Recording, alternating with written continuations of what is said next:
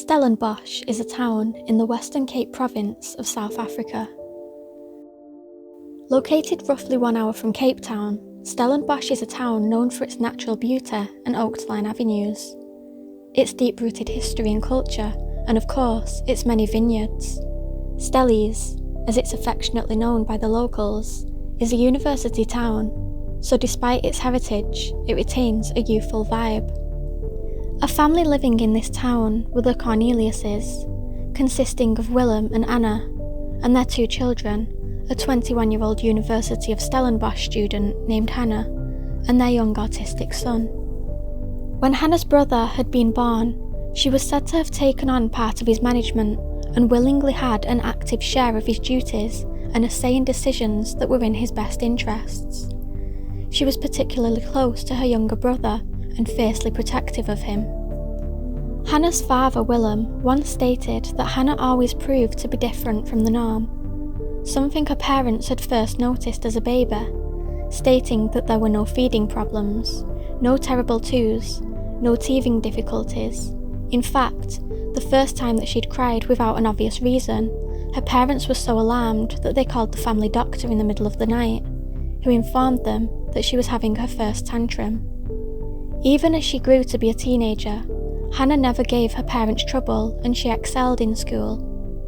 She was a girl who cared deeply for others, even stressing over a decision that she broke to her parents one day in her teens, when she informed them that she would no longer be attending church with them because it apparently did not make provision for her Muslim friends to go to heaven. At the age of 16, Hannah declined a birthday present, insisting that she could not in good conscience spend money on herself whilst people around her were living in poverty. Instead, she made up gift packs for children in a nearby settlement, an act that she carried out on subsequent birthdays. When she enrolled at the University of Stellenbosch, Hannah informed her parents to their dismay that she had no interest in pursuing a career in law, being that her mother had been a lawyer and her father a magistrate, and instead wanted to do something to help people. Hannah decided that she would study languages, literature, and philosophy, and then move to France to study there for a while. Hannah's life was happy. She had many friends, and her social media presence was filled with images of her family, friends, adventures of beach days and camping trips, and her 2 beloved pet cats, Mimi and Matisse. On Saturday, May the 27th, 2017, Hannah had enjoyed a night out with a friend, 21-year-old Cheslin Marsh, a fellow student who was studying theology. Cheslin shared a similar demeanour to Hannah. He was hard-working and a kind soul. However, the pair shared no romantic feelings towards one another and remained good friends. At this time, Hannah and Cheslin were now in their 2nd year of university and were excited for what the future had to offer. After a long week of working and studying, the pair had made plans to head out for evening drinks together. At the end of the night, Hannah had offered Cheslin a ride home in her blue and white Volkswagen City Golf, a car that she had been gifted from her grandmother. Cheslin gratefully accepted the ride, and just after 3 a.m, the pair headed off. At 3:23 a.m, CCTV captured the moment that Hannah parked up on a small patch of grass. Whilst she and Cheslin chatted and said their goodbyes, neither noticed the gang of 4 men walk by.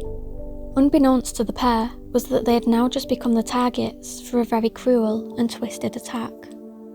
Undetected, the 4 men decided to circle back around and approach Hannah's vehicle. With a sharp thud on the back of the window, Hannah and Cheslin's feelings of security were now suddenly dashed. Armed with a screwdriver and a flick knife, one of the men held a weapon to Hannah's chest through the open window before forcing themselves into the vehicle.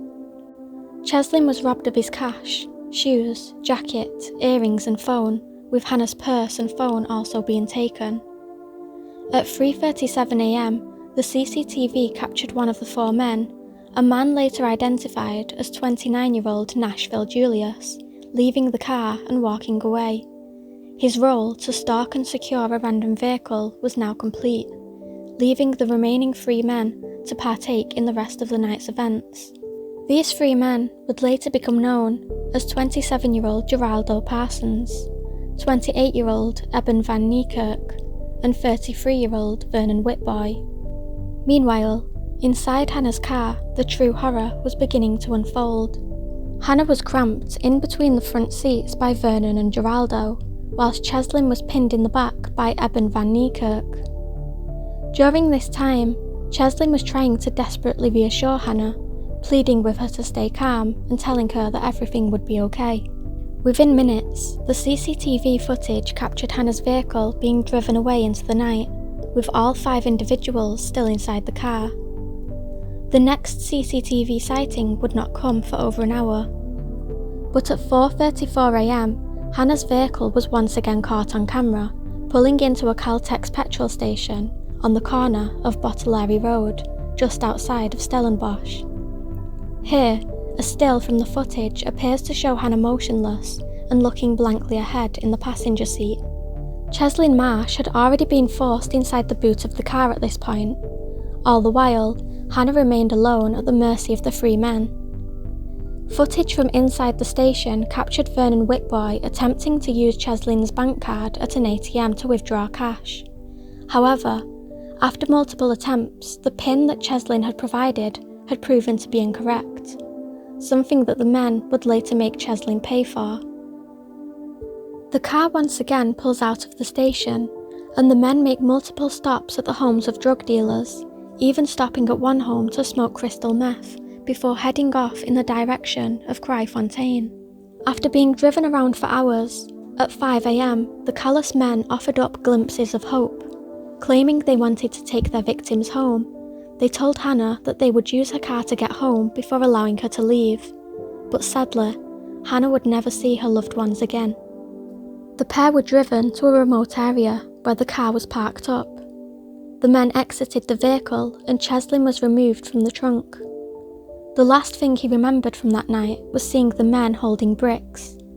He closed his eyes and began to pray. A brutal attack was then carried out on Cheslin, with him being beaten around the head with the bricks and being left for dead at the side of the road.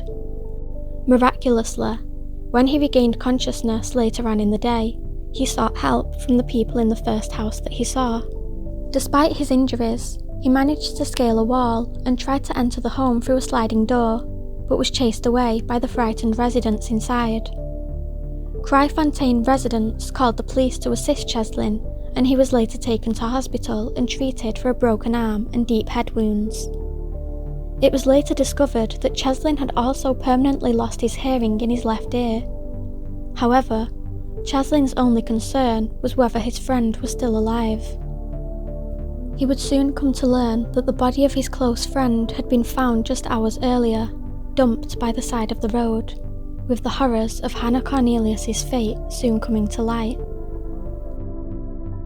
Between the hours of 6 a.m. and 7:30 a.m, Hannah had been driven to a secluded paintball site on Bottolari Road, where she was subjected to a repeated and vicious sex attack by the 3 men.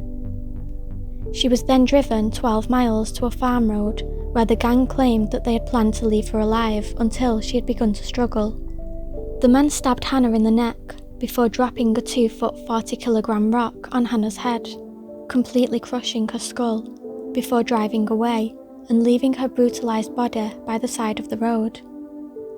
At 8:20 a.m, 2 workers in the vicinity who had been carrying out work on a borehole the day previous noticed that the area was in a mess and was not how they had left it. One of these workers, Conrad Boyson, had been the first to notice Hannah's body and first believed it to be that of a doll.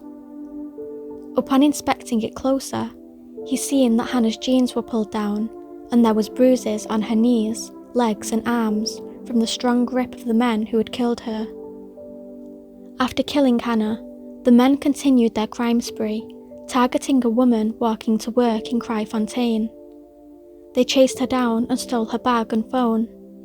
Hours later, at 1 p.m. that afternoon, the men kidnapped another woman, also taking her belongings. The men were spotted in Hannah's car at a petrol station in Breckenfell. Here, Whitboy withdrew 3,000 rand, the equivalent of £150, from the kidnapped lady's account before they freed her close to the spot where they had murdered Hannah hours previous. Eben van Nijkerk was dropped off at home after this attack. An hour later, a high-speed chase ensued when Parsons and Whitboy were spotted by undercover cops in Hannah's vehicle.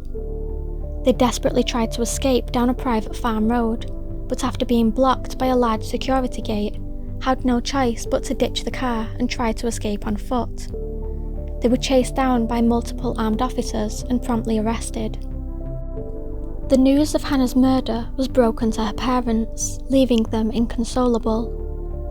In the months after Hannah's death, as investigators continued to build a case against the four men, Willem and Anna went on to create the Hannah Cornelius Foundation in memory of their daughter, to help children in their local area get into education and escape violence within their community. In May of 2018, the court proceedings finally began. The evidence against the men was solid, with witness testimonies, confessions from two of the men, multiple CCTV footage, and even the rock that was used to murder Hannah being brought in. One of the most powerful moments from the trial being survivor Cheslin Marsh looking the men in the eyes as he testified against them. Though tearful, he remained strong with the help of his family and unwavering in the fight for justice for his friend Hannah. Cheslin Marsh remains traumatised from the events of that night and decided not to continue with his studies. In court, one of the four men accused revealed the desperate pleas that Hannah made before being killed. He said that the desperate student had bargained with them, agreeing to let them sexually assault her as long as they let her live. During the trial, Parsons said that they believed they had killed Cheslin and admitted to being the first one to sexually assault Hannah. Despite this, all four men pleaded not guilty to Hannah's murder. Fortunately, Geraldo Parsons, Eben van Nijkerk and Vernon Whitboy would eventually be sentenced to life in prison, with Nashville Julius receiving 22 years for aiding robbery and kidnapping, leaving all four men with a combined total of 358 years behind bars following the trial at Cape Town High Court. They showed no remorse and were even captured smiling throughout the trial. It was also said that one of the killers had even turned up in the jacket that was stolen from Cheslin the night of Hannah's murder. Less than a year after her daughter's murder, Hannah Cornelius walked into the ice-cold stormy Atlantic Ocean to complete her daily 7 a.m. swim, but unfortunately never came back out. Her body was later found when beachgoers spotted her body floating in shallow water in Cape Town. Willem Cornelius believes that his wife did not commit suicide, but that she now lacked the physical and mental strength for her body to fight against any currents in the water due to her daughter's death. He stated that Anna had become a shadow of herself and that his family had died along with Hannah. More than a year after her death, Hannah's younger brother still asked his father when his sister was coming home, struggling to understand why she was no longer around. A friend of the family, who went on to become director of the Hannah Cornelius Foundation, told the Sun online, "Hannah was never a typical child, teenager, or adult. She was always unusually compassionate and empathetic, and deeply moved by the people she encountered, their stories and their struggles. The way in which she saw the world and wrestled with her place and purpose therein was paradoxically both mature and innocent. Hannah could be naively carefree and even careless at times, a dreamer, an idealist, distracted and curious, but not many people saw her struggles and her personal suffering, which she carried bravely and faced fearlessly.